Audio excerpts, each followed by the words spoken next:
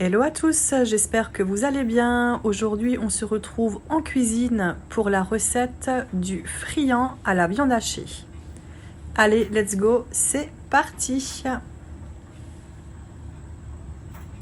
Il vous faudra du sel fin, du poivre, de l'échalote, du gingembre, de la coriandre, du thym et du curcuma.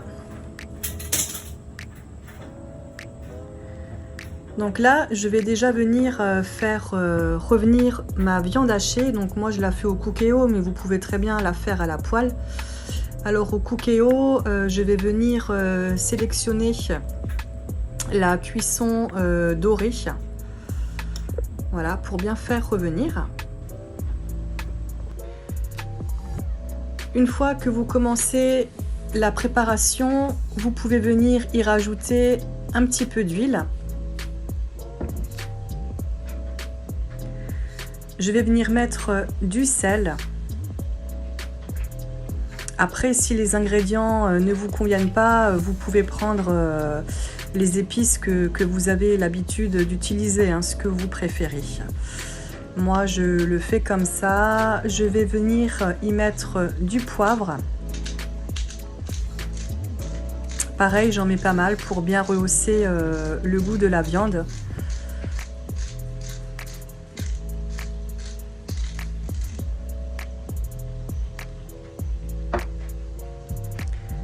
Je vais y rajouter de l'échalote en poudre. Voilà, vous venez bien assaisonner aussi, ça apporte aussi un très bon goût à la viande.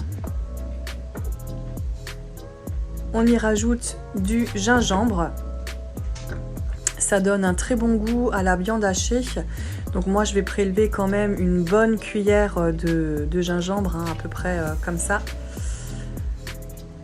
Pour une quantité en fait de 800 g de viande hachée. J'y rajoute la coriandre. Pareil, je vais y mettre une bonne cuillère.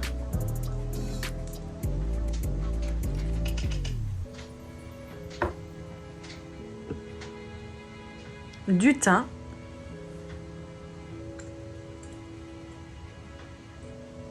Une bonne cuillère également.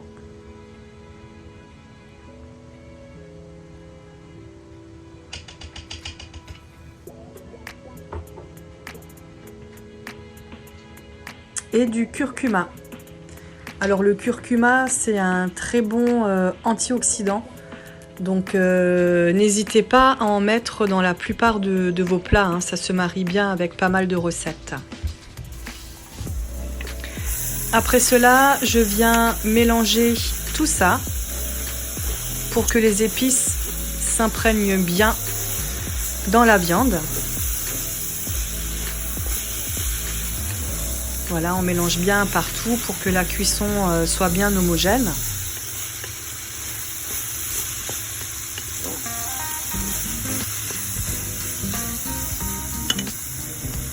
Je vais venir y rajouter un petit peu de sauce tomate et origan. Une fois que la viande est bien cuite.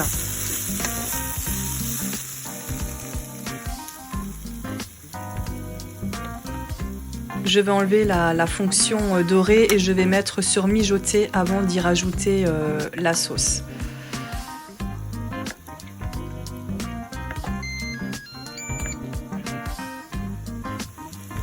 Voilà, là je vais y incorporer ma sauce tomate.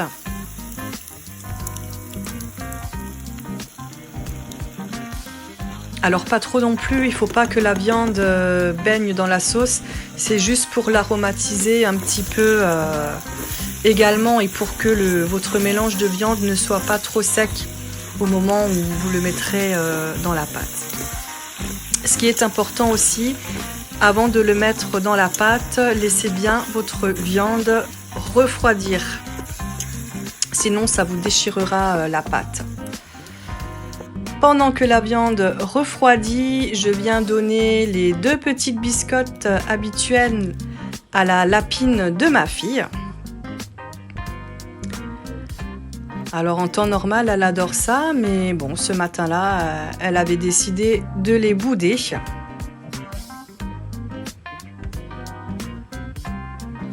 Puis je vais venir me faire couler une bonne tisane. Alors celle-ci est excellente et elle est très bonne aussi pour le système immunitaire.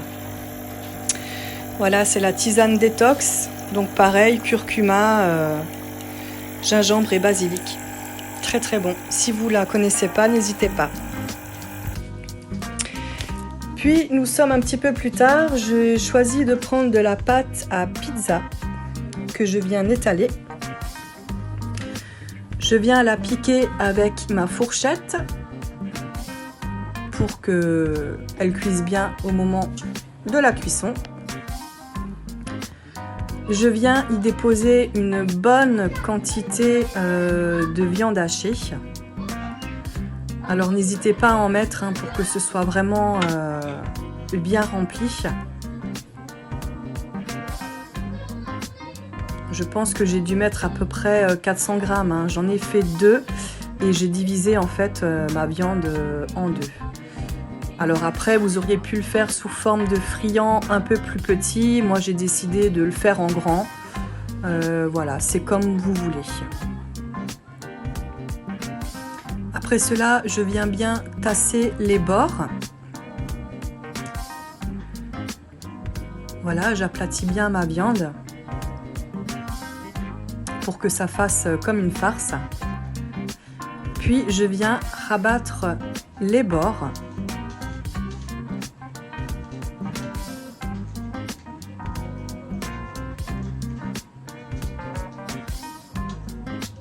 Comme dit, il est important que la viande soit froide à ce moment-là, sinon ça va vous déchirer la pâte avec la chaleur. Et je rabats l'autre côté. Voilà, de façon à former une petite bûche. Après, vous pouvez faire comme vous voulez. Vous voulez des plus petits carrés, c'est possible également. Je viens rabattre les bords.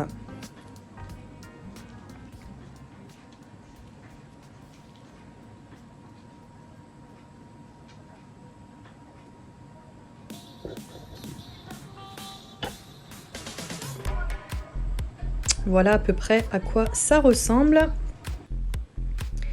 Puis je viens faire la dorure avec un œuf et un petit peu d'eau. Voilà, c'est toujours mieux d'y rajouter un petit peu d'eau, ça évite qu'au moment de la cuisson, ça brunisse trop vite et que ça crame. Donc là, je viens mettre ma dorure bien partout, bien les bords également.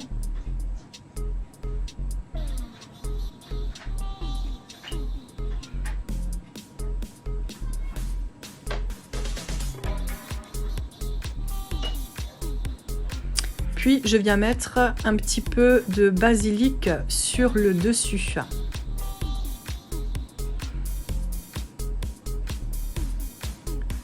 Ça aromatisera bien la pâte. J'en ai fait une deuxième également par la suite, où j'ai rajouté par contre un petit peu de gruyère.